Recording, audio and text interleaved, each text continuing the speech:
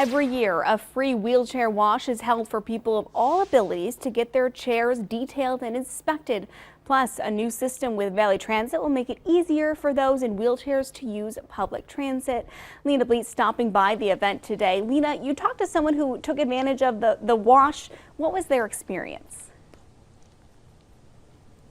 Thanks, Brittany. Yeah, I talked to somebody who went to the wash day and she said that it's really easy to not prioritize washing your wheelchair. And these are things that people use every single day. So depending on your use, well, not everyone necessarily uses them every day, but depending on someone's usage, it could be daily use and they could be outside sweating in it. If they're eating in it, crumbs, or you're getting dirt. So they can get really dirty. And this wash is an opportunity for people to get their not only detailed, but also looked at and they can check for things that maybe need to go be fixed in the future. This is something that for different people too, depending on their level of mobility, they might not be able to wash their wheelchair on their own on their own time anyway, depending on if they are able to get out of their chair on their own, what their arm usage is, and whether or not they have a caregiver or a family member who would do it for them. Right, and I think that inspection is really important too, to make sure that it's still safe to be used depending on how much they use it. So, are there other reasons that you mentioned, you talked to some of the people there about why cleaning a wheelchair maybe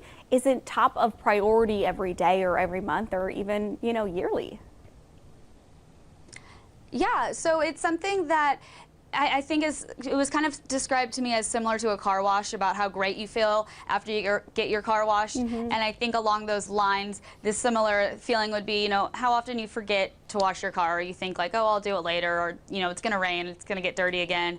But a big problem that one woman did talk to me about is the lack of caregivers, and we have been talking about that story for weeks now. And one thing with that is that when someone is able to get a caregiver to come in, cleaning their mobility devices, that's not going to be a priority. The priorities are going to be making sure that people are fed, making sure that they can use the bathroom, take their medications.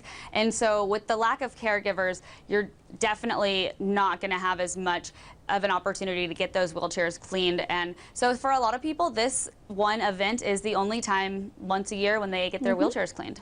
So it sounds like there are some other vendors there. It looks like Valley Transit was there kind of promoting a new system that will make it easier. That's right. So there were a couple sponsors, and Valley Transit has the new system called the Quantum system.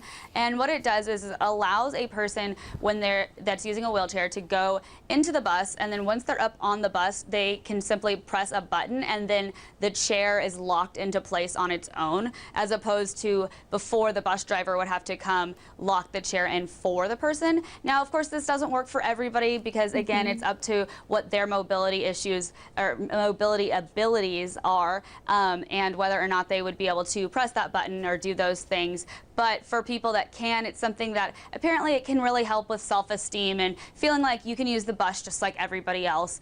And I did want to say that Valley Transit did remind me that the bus drivers, think of them as your best friends though. So for anyone that does still need help and pressing that button isn't an option for them, ask the bus driver for help, and they're there to help everybody, not just people with mobility special needs. From the Valley Bureau, Lena Blietz.